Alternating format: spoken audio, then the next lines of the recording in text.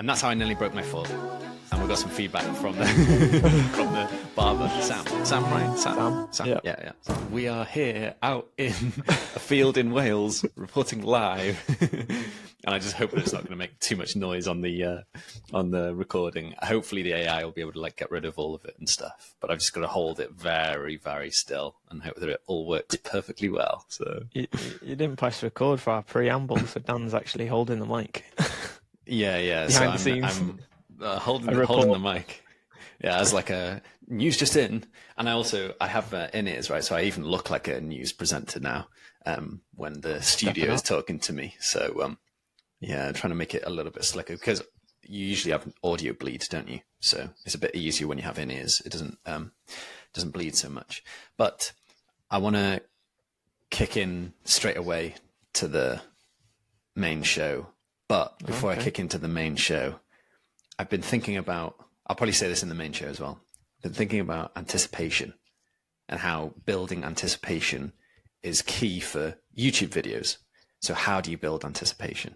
So if I say something now, which will build anticipation so you actually follow through to watch till the end, and I'll just cut this bit and put this at the start.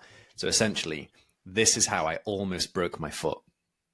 And then I'll cut that bit, put it at the start, and then I'll use that to build anticipation for a story that I'm going to tell you at the end, or maybe What I thought you might have later cut on. it as is just using the word. So I've been thinking about anticipation. Doorstop. just cut the whole thing out so no one even knows where you're going with that word. Yeah, because I've redone the thumbnails on my YouTube videos to add in more anticipation into the YouTube thumbnail and into the title as well, in hope that that would help kind of just bump up numbers. And especially if you're unknown, for example, you don't have people searching for you or looking for you like generically, like by standard, then you want to build that like anticipation and not worry too much about the keywords and stuff like that, right? So yeah, I've redone a bunch of it to be like dropping out words or like blurring out words in the thumbnail. So it's like winners don't, and then it's like blurred, and then you're like, oh, I wonder what that is, and then you'll go along and watch it hopefully. So you just have to make these statements. Yeah, it's also bizarre because usually like in blogs and stuff, you front load the conclusion, right? So you say like, I'm going to talk about this, or the conclusion is this, and then you like back up point 1, point 2, point 3. And I think that works for written form, but for video form, it kind of works better not saying it straight away. So some of my videos, I'll say like the point straight away, and then you'll be like interested to watch it or not. But I think I should change it and just do anticipation rather than actually doing it the front loading, which you do in a written format. So let's see if we cut in that. If we cut in that anticipation kind of story, and then I don't tell the story till later, then hopefully the people won't drop off at this point either. Yeah, I'm probably going to forget to say it. And then it'll be like, in the next video, I'll tell you what the story was for this video if you watch the next one. Anticipation. So nice. All right, let's kick into the episode. And then, yeah, I've got a couple of topics that we'll probably end up speaking through, and we'll see what's what, see where the waves take us. I've got some feedback as well. Oh, yes. So... And that's how I nearly broke my foot. And we got some feedback from the from the barber, Sam. Sam, right? Sam. Yeah. Don't be a doorstop. Don't be a doorstop. Don't be a doorstop.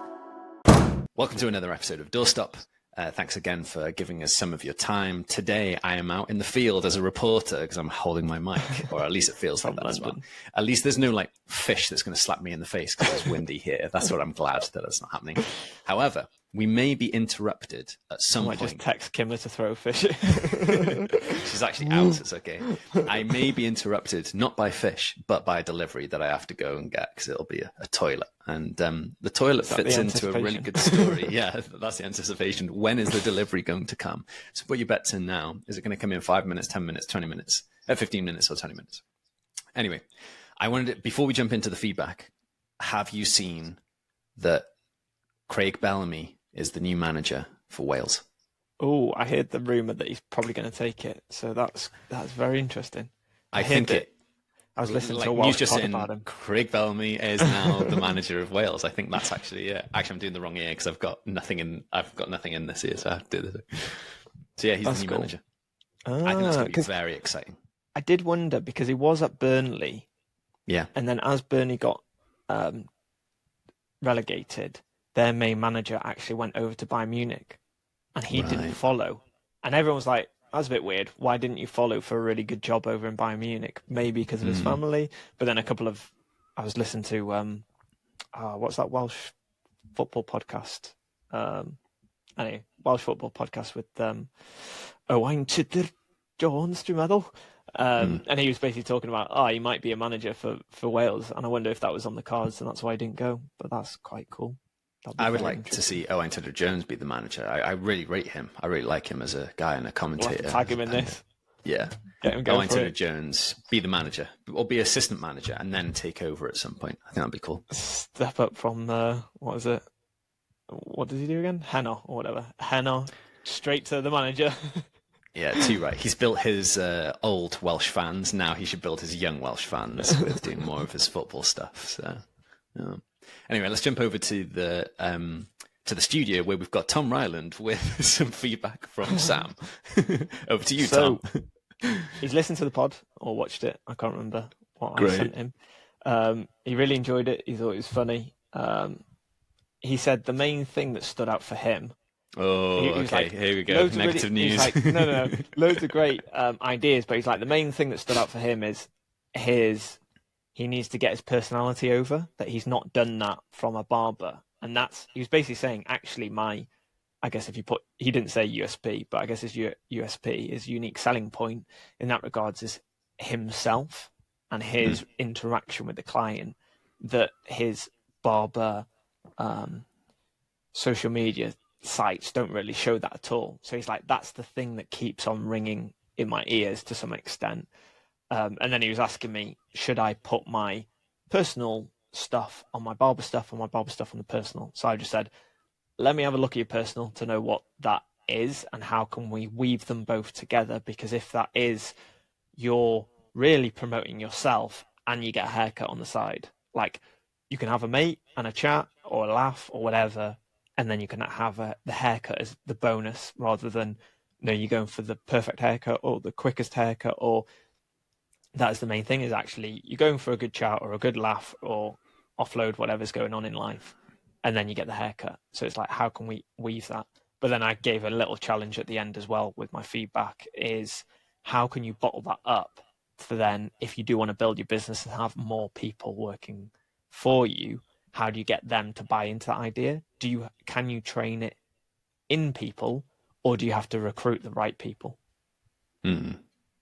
Yeah, that's really interesting. I hope that the way that we executed the brainstorming session was us showing our personalities as well. So if he's just seen a video where he's like caught some personality of how we've like laughed and joked together, then maybe that's something to like, oh, actually it's not the ideas, it's the way that these guys are laughing and joking with each other that's like admirable, or something like, oh, I don't mind watching this again. It reminds me of those other two YouTubers that like always like do their behind the scenes, or their intros with a bunch of laughing, like laugh, and then like play the thing.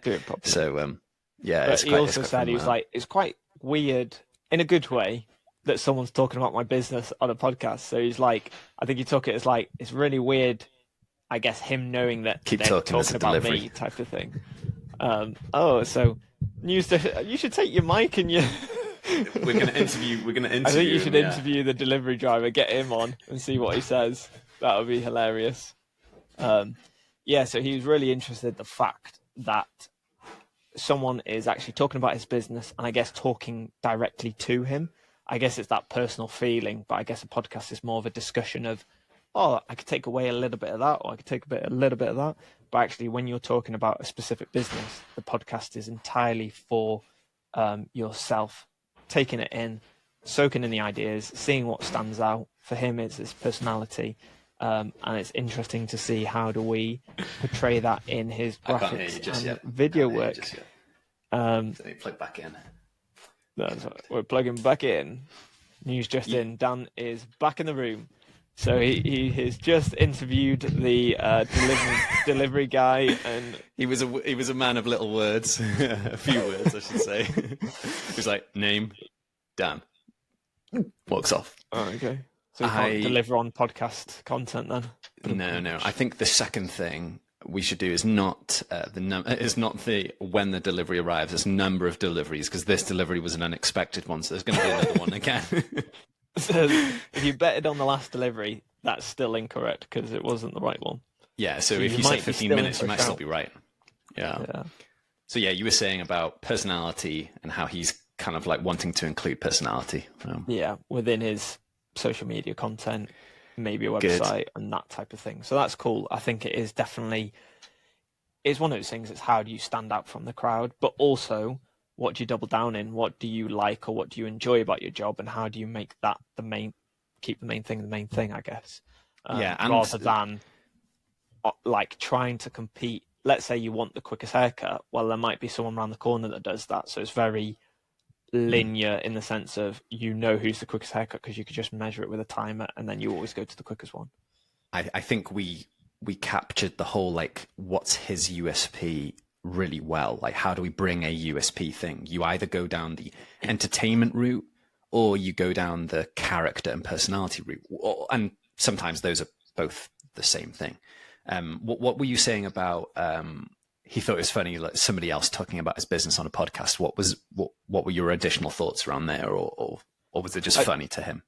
I think it's just funny to him because I guess you go on a podcast and you might take something away, but it's not like someone's talking specifically about you, that he knows more of the business than we do, but we're just chipping in on the bits that we know. So it's probably a bit of like what would that look like? Or what would that look like? Because he will be thinking about the space, the location, what resources that he has. And I'm only assuming that that's the sort of the funny bit. And also, if there's anybody else that's watching that has a business or a side hustle and you want ideas, submit them to us and we'll basically brainstorm ideas for your business. I thought it was a lot of fun. And to add to an extra point, I think if you've got a business that you want us to rate or roast, tell us which one, and we'll rate it and encourage it and challenge you to move forward, or we'll roast you. We'll do it that way. Yeah. But it's whatever you want, or if you want both, a roasting of a rating. Yeah, roast, rate, or ideas. Comment below. It needs to be an R, Dan. Roast, rate, or regulation. No. Review. No. Rideas. Rideas. The Ryland ideas. There we go. Roast, rate, or Ryland ideas. Yes. I think that's a good idea. Yeah, definitely. I thought it was a great episode because, again, it shows our character when we're laughing and joking and thinking on the spot, discussing stuff on the fly. Yeah, literally like off the dome, as they say. So yeah, which is good. I think it brought our personality. I felt like it was the closest to us out of all the podcasts, I'd say, which is good because I guess it's like the guys that you watch. You're like, oh, I can't wait to be like them. It should be dead easy. But it wasn't until their 1,000th episode or whatever that they can fully be themselves and have that the skills of their communication on basically like a Zoom call to make it feel lively and be themselves. Absolutely. I think the My First Million guys have done like 300 episodes. So it's the whole, like, when you watch somebody, you're watching essentially a finished form of something.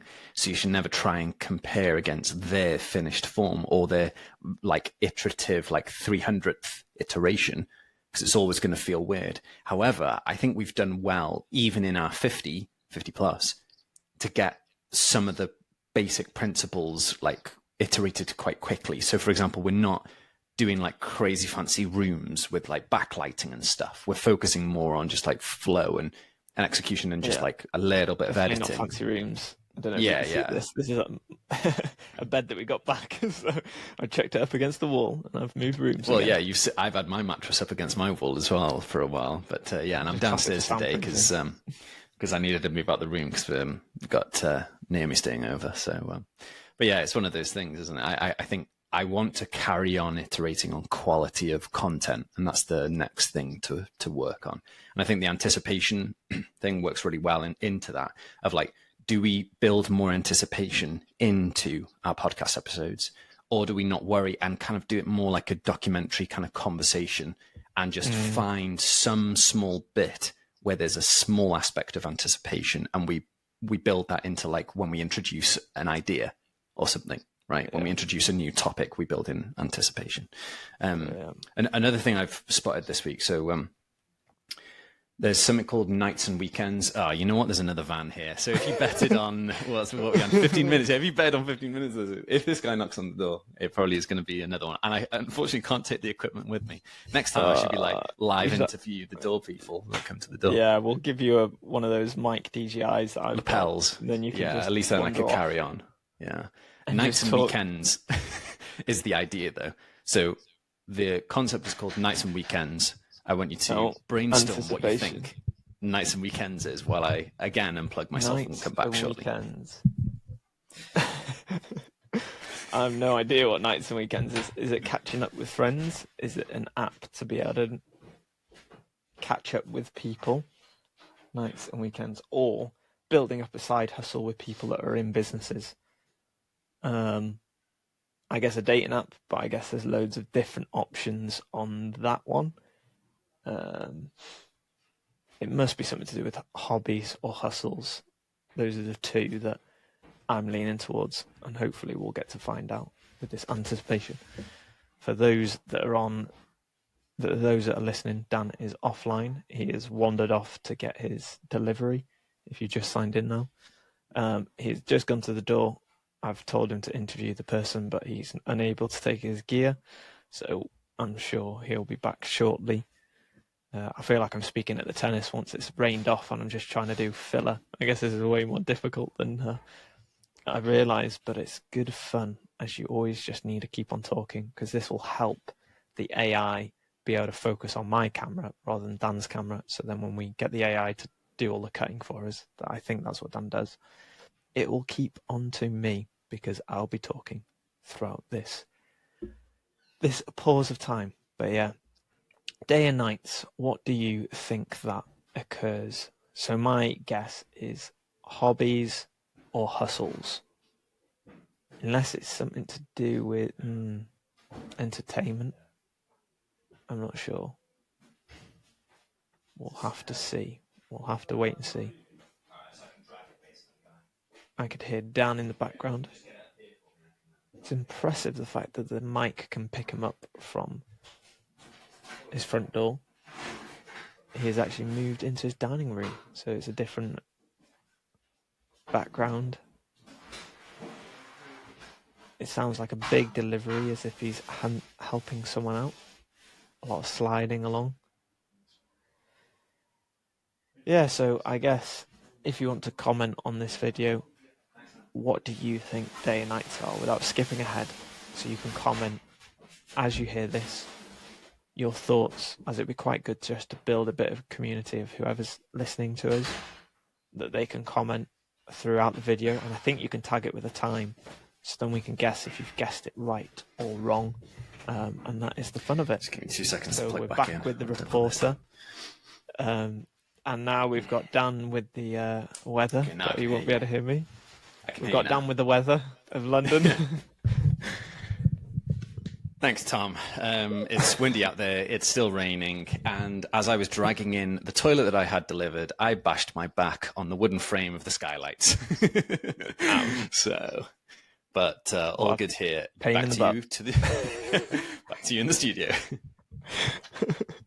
So my guesses were either side hustles, how to network with people or work with people, or hobbies. It must be some sort of hobbies or dating. Those are the sort of three areas that I was leaning towards: day and night, nights and weekends. That was great suggestions. So it's closer to the first one. So nights and weekends is, I've mentioned it before, in San Francisco, there is a kind of like a group of people running like a startup community where you apply to be a part of it with your idea or your side hustle and so forth. And they call it nights and weekends because you'll essentially got this as a side hustle. So you're working on this idea. They do it for 6 weeks or something like that. And they publicize, they force you to publicize it, or they encourage you to publicize the idea, the prototype, in which case for them they call it a toy, and then they prototype like getting feedback on that and trying to build an idea where you can get quick feedback and all that stuff in iteration. They do it through like live streams, so they live stream their like seminars. They have a bunch of social media content from those creators that are now submitting updates, and then if you've done 3 weeks worth of updates, they allow you to apply to come in person to San Francisco to do some other kind of like incubator type thing. I'm not sure if it's similar or sort of different, but you would then work on the idea at their San Francisco base for X weeks. Cool. So yeah, the nights and weekends is very interesting because there are a bunch of people out there with ideas that are sharing publicly, and some of them are really, really interesting. So there's two ideas that have jumped out to me. The first one is llmfight.club. So lemon, lemon, melon, LLM. I was trying to think of the, the police alphabet. Is it? No, it's Lima. Lima, Lima. What's M? Melon? I don't know. I don't know what police. It's Alpha, Beta, Delta. Yeah, I know hotel and all that stuff. But anyway, llmfight.club. It's basically two essentially like ChatGPTs fighting against each other for and against an argument. And they do it for a little bit, and then an LLM, a third ChatGPT type character or agent, then votes on which argument was the best argument. So all you have to give it is like give it some sort of argument or some sort of thing to deliberate. It uses A and B to deliberate, and then it will also review the deliberation between A and B to say, hey, I think A won because it gave these better arguments or these better counter arguments. So I thought that was really cool. And then the second idea, which is way more fun, dropping a hat from an apartment building. So if you've ordered a hat, it will drop a hat from an apartment building, because he was like, the future is going to be people in apartment blocks running businesses from their apartments. So how could they deliver stuff to people that are passing on the street? So he built like a camera system that would detect a head. And then if you ordered, I think he had a website where you could order a hat, and then it detects the head and it basically works out where to drop the hat. And it's one of those hats, there's like rainbow color hats with like a red spinny like fan on the top. So he then like drops the hat to try and land on the person's head. Obviously, if it's windy and stuff, it doesn't drop. But I was like, what businesses, and I guess this is an idea. You've bought 5 hats because it's blown onto someone else's property. Yeah, it keeps on going on to somebody else's roof or whatever. But what businesses could you run in a block of flats that you would drop that item that they purchase? So you would go to that place, you'd be walking around and you buy, and then it would drop it. I mean, even if you had a QR code on the ground floor, right? You scan it, and then you'd be able to like link up to where you purchase it from. So that site is called dropofahat.zone.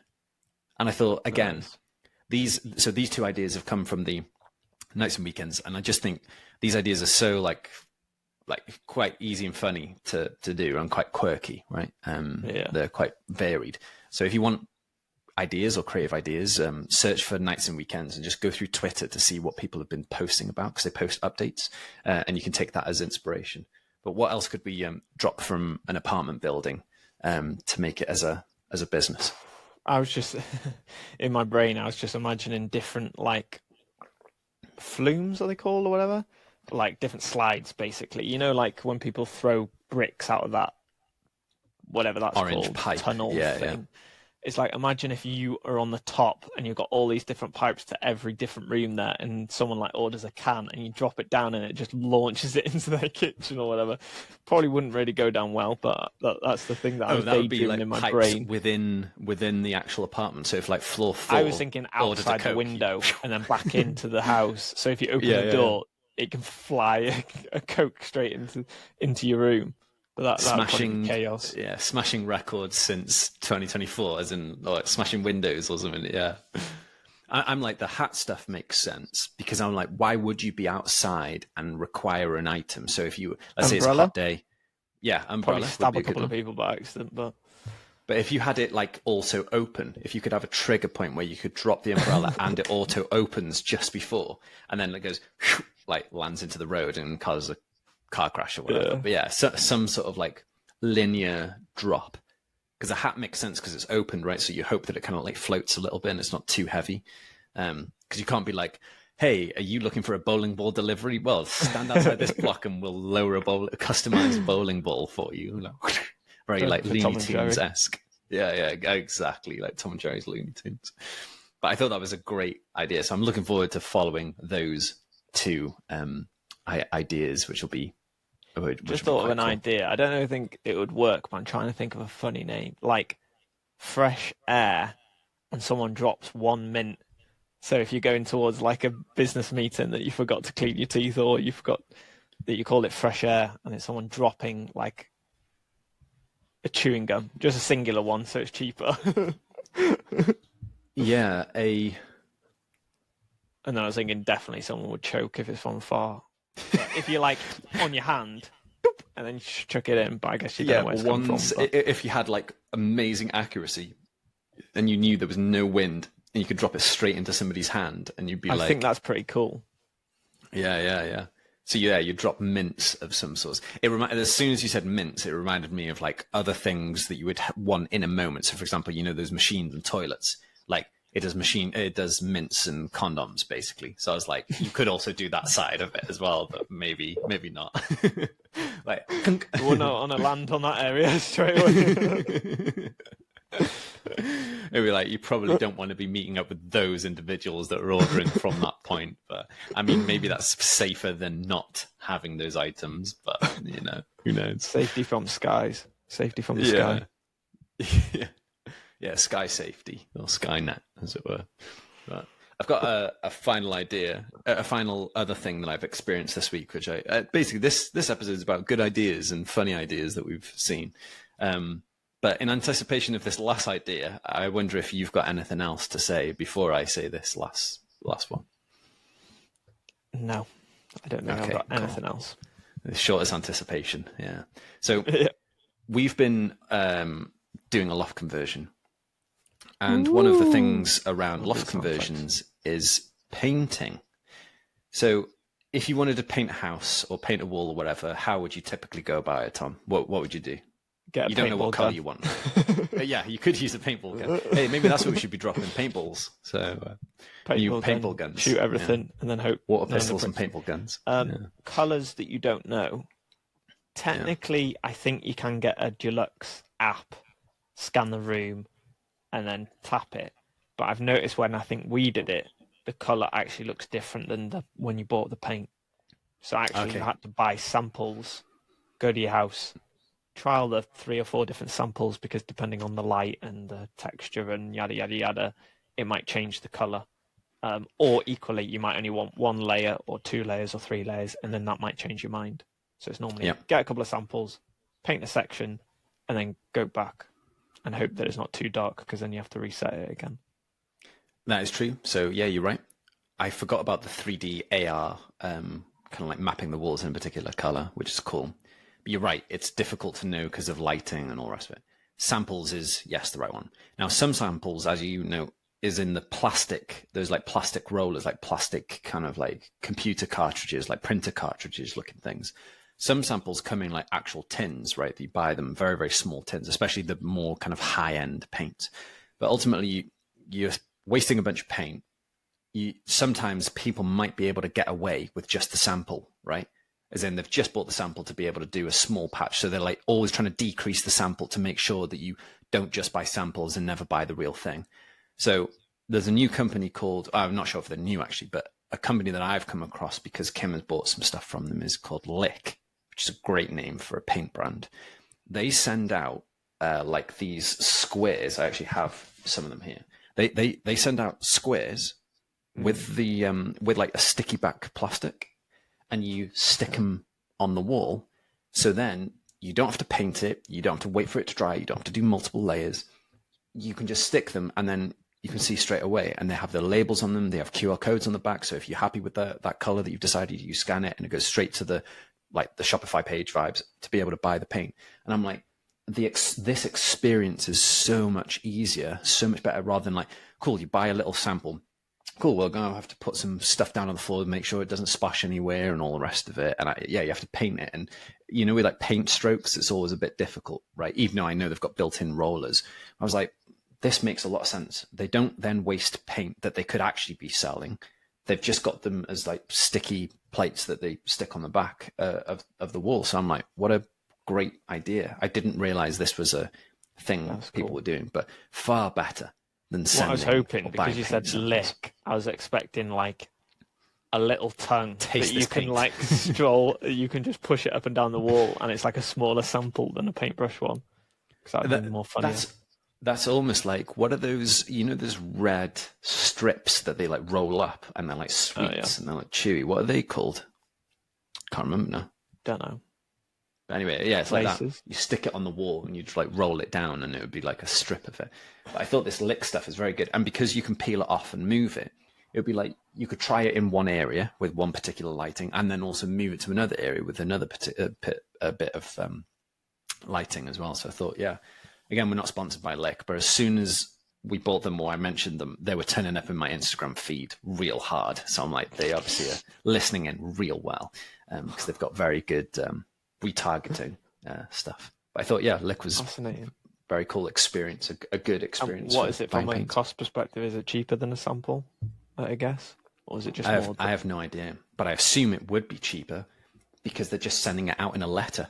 They're all flat, right? So it would be able to go through your door with no problem. When you get like fancy paint samples. Unless you order like sell the big things. 5,000, then right? Yeah, just stick them all. And then you'd be like, I'm not going to buy the paint. I'm just going to use these sticker things and just stick them all in a weird pattern. Maybe they won't allow you to buy the same color because otherwise, and also they have the brand name Lick. Otherwise, you'd have a wall full of the words lick, lick, lick, lick, lick, lick, lick, lick, and cover your That'd wall be with quite just in fun. stickers. To be fair, that'd probably be quite popular with what's it called? What's that game called? I've literally forgotten. With all the Lick the boxes wall. and you build stuff. Minecraft. Minecraft. Yeah, It would look like that if you just had loads of different colours using the squares and stuff. It'd probably be popular. It would. Yeah. And then my final thing that I've seen recently is Amazon doing on-demand merch, which I think is beautifully clever. So they're doing it for like celebrities, music artists, of merch through Amazon, and then you can apply to create your own shop. I applied and I didn't get approval, so they must be doing it for a very, very small amount of people. So Amazon Is that why Dua Lipa's pushing her stuff recently? Is that to push this new system? Maybe. But yeah, the whole like Amazon merch on demand is a very clever service. It's the whole like, when you spin off like secondary brands because you've already got the logistics sorted, right? So they'll be able to print stuff because they know everybody that's probably producing this stuff within their ecosystem anyway to like build it out. So I thought it was a very cool idea. I was trying to sign up to see if I could get on board, but they've declined. I mustn't be like important enough yet. Because I just wanted to try it and see. But they do like pillows and t-shirts and hoodies and stuff. So I wonder if and when the doctor surgeries will go through Amazon because they deliver to probably every household. And then you don't need to go and collect it. It's just a random thought. Yeah, pharmacies doing deliveries is by far one of the best things because you can do it like, you're going to need this in a subscription basis, right? So you're going to need it every month because it's like 30 days or whatever, or on average, right? So yeah, it makes sense to deliver. But usually You get people free come up with the other medication if you things. spend 50 quid. Yeah. Trouble is like, does this person still need this medication or are they better? And you're just still sending it out because it's monthly subscriptions. You still need to check in on them every now and again. Well, but that's interesting because I heard that about. I think Coca-Cola did that because their brand was so big and popular, and because they delivered to random locations, that at one point they were delivering medication because they had a better transport process than I think the public use, I guess. Which I just thought was so The fascinating. private infrastructure for deliveries. I think it makes a lot of sense. So yeah. Amazon moving into merch makes sense, and that's quite clever. So yeah, I feel like that's where you should be like, and now we've launched our merch store. But well, if they'd approved me, I would have been like, and here's my merch store. But sadly, they haven't, so I still have to wait a little bit until that happens. So yeah, so now you've waited this long for the actual conclusion of the anticipation. So Kim had a couple of gigs this weekend. we stayed over in this nice place, which has a notice above the bath to say this bath has been coated with anti-slip paint. Now, I think that's the stupidest thing ever, because it still was slippy. Because lo and behold, one of my worst nightmares is like slipping in a bath, knocking yourself out, being naked, and somebody has to like rescue you. Isn't there some like film where that happens, right? Where you just like KO naked, you can't hide yourself, and it's like maybe it sounds like a Kevin Hart sketch. Oh, is it something like that? Where you pass, and it was the oh wow, that guy. Oh, what's he called? Blonde head guy. And is he naked, or is he like knocked out? No, he's not naked, but he's in a sauna. But then the two guys that pick him out of the sauna is naked. Oh yeah, they're like naked, right? Yeah, because he basically he's. I remember the scene. He's in a hot tub. He sleeps in the hot tub, so much so that he literally has no muscle capability to like get himself out of the sauna. And then he's like, help, help. So he is kind of still conscious, right? And then two naked guys come over and like help him out of the hot tub, right? Well, thankfully, it didn't require the latter part for me. But I was in the shower on this anti-slip bit of the shower, which is stupid. Got out of the shower because I realized my face wash was left on the side, as you do, very carefully. And I didn't lower myself low enough to like lower my center of gravity. And then stepped back in. And as I stepped back in, my feet like literally left from underneath me. I kick the toilet. So my toe is like purple. It's poo and purple. It's poo and purple because I kicked the toilet so much that it cracked and poo. No, I didn't. So my toe is purple and my inner leg. So pretend you've sat in the bath with your leg still out the bath. So my inner thigh is bruised and my shoulder blades are all bruised. And I'm like, thankfully I didn't hit my head and KO myself, because I was like, I don't want to be like, wake up to be like some hotel staff trying to like cover me up, you know, like while you're naked clean around you. Yeah, it's the worst thing. Like, it reminds me when I went to hospital for like cutting my like Action Man part, right, the upside down Action Man part, the nurse was like, oh, I didn't realize the left is lower than the right. And I'm like, what kind of a thing are you going to say to a kid, right?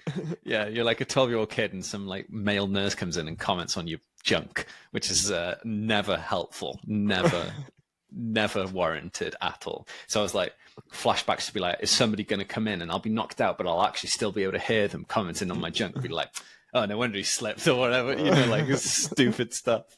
But yeah, thankfully I was able to like get myself up and unlock the door, because Kim was like, what was that massive bang? I was like, yeah, it was me falling. I did knock my head, but yeah, my worst nightmare didn't come to Were you able pass, to move okay? however. Or was it just bruising? Yeah, it was just bruising. I basically then had to, the show must go on. So I had to drive to another gig and do the second gig. I wasn't playing, thankfully. If I was drumming, I probably would have like skipped out on it. But yeah, walking is a bit sore on my left foot because of it being my toe, but it's not broken. So I'm like, cool. It's just character building, right? So if it's not broken, it's character building. So yeah, that was my story. Drumming in the first gig? No, I thankfully wasn't drumming in either of the gigs. So it was just the roadie. Yeah, the driver, the roadie, the sound guy, the muscle guy, stopping those fans from jumping. So yeah, so that was my story of slipping in a bath. So I hope it was worth the anticipation. Worth the wait. We'll find out. Message and find out. Comment. Like, even holding this microphone is making my arms hurt, probably because I'm still sore. It's just as if I've pulled my muscles across all of my like back, essentially. But yeah, I'm glad I didn't pull my neck too much, even though it hurts to do this still. But it's like the classic thing, like, doctor, it hurts when I do this. And he's like, well, don't do it. Don't do it. Yeah, don't do it. Like Nike say, do it, but we're going to say don't do it. So if you're out there today in a hotel, be careful of those baths that have been labelled as we've been painting this with anti-slip. It's probably lying to you. But was it someone that just changed it when really it's like we painted it with slip paint rather than just someone's like, I'm going to put anti in front of it? I don't know. But it reminds me of like, you know, when sure it wasn't a lick sign that someone just yeah, they were just testing out the paint to be like, oh, it does work because somebody left it there. Yeah, it reminds me of, you know, when Homer Simpson is like in the bath and Bart Simpson comes in and breaks a chair over his back And Homer's like, what did you do that for? And he was like, oh, it's because his friend's dad like took a chair to the back and was fine, kind of thing. Broke a chair over his back, and he's like this strong guy, right? And he's fine. So he wanted to do it over Homer, and Homer's like, like, why did you do that? And it's like, that's literally how I felt in the shower, like slipped, smashed myself, like, why did you do that? Like, so I just had myself to blame and gravity because I didn't lower myself enough. So Don't slip in showers. yeah. So on that point, stay safe, and until next time, keep hammering those nails. Bye for now.